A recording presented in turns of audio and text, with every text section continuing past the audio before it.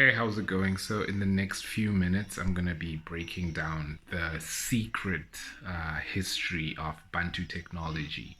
And this is so important because, as Bantu people, they don't really have an identity. Some of the things that I'm going to be showing in this video are not found in any textbook or resource that is used for mass education. So basically, it's really up to us to tell the story about us. So this is the secret history of Bantu technology, starting with the oldest calculator, which was also an app. So here we go. If you make a quick search on Google about the oldest calculator in the world, this is what you're gonna get. It's an abacus, the oldest calculator, a tool to do math and transact business that's been around since 2700 BC in the Mesopotamia region, also called a counting frame.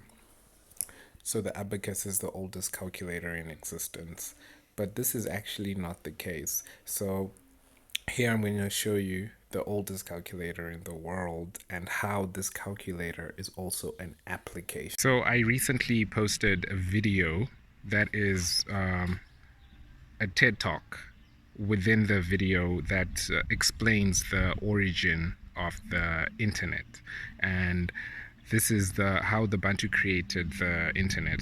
And this was a TED Talk by Professor Ron English, and that video is there, so you can look for that if you want to watch how the Bantu people literally created the internet and how computer programs are run through their technology or natural algorithm.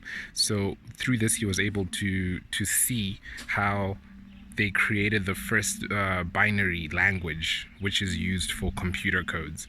And this algorithm was a natural algorithm that was used by the people.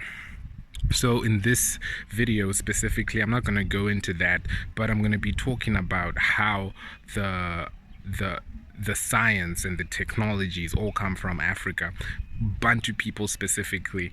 And now it's important for me to emphasize the point that it's Bantu people, because throughout history this has not been known, and some people actually lived and died without realizing that their heritage is also tied in with mathematics and science and computers, rocket science, everything.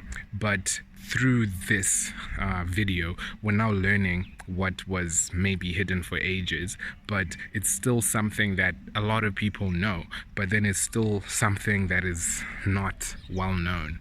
But through this, you'll be able to realize some of the, it's like this experiment that happened. It's the blue-eyed, green-eyed experiment, if I'm not mistaken.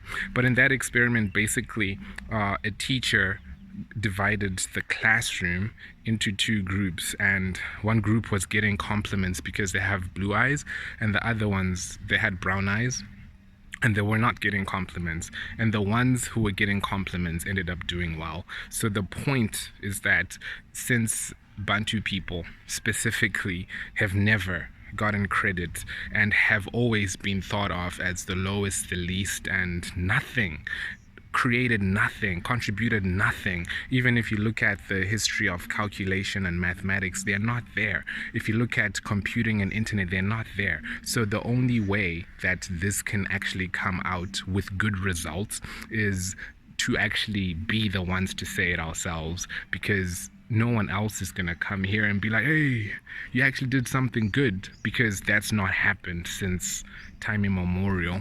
So with this is what it's expected to do, so that it gives us information, because simply put, the Bible says, my people, my Bantu people, perish from a lack of knowledge.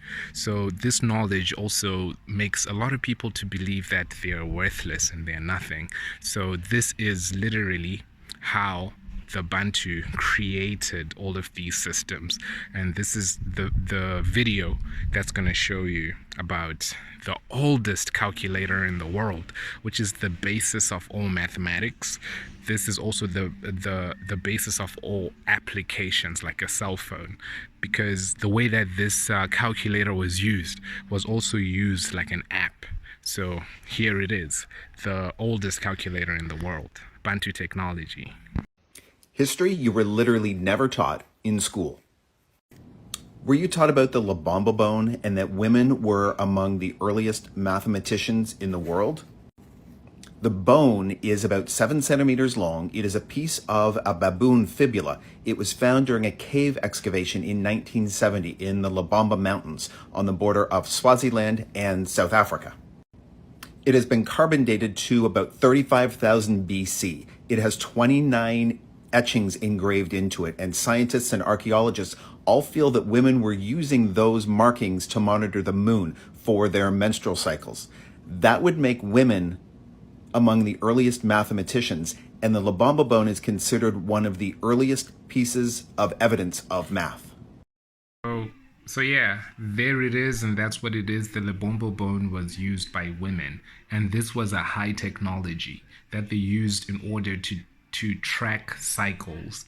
So with this, they were able to literally track astronomical cycles. So this is the genesis and the birthplace of what we now know as rocket technology, which uses these cycles in order to make calculations to a specific degree. So this was a very, very, very advanced piece of technology and equipment, something that we haven't known. Like, we don't know about it, but now you know about it. And through this information, it is to enhance what we believe we can achieve because of what we have already done in the past.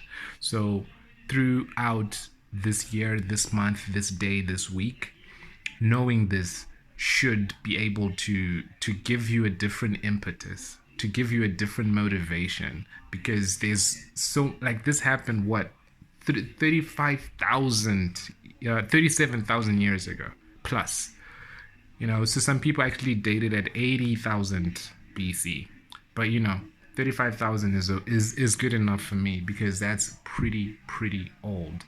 And they even date Egypt at 5,000 years.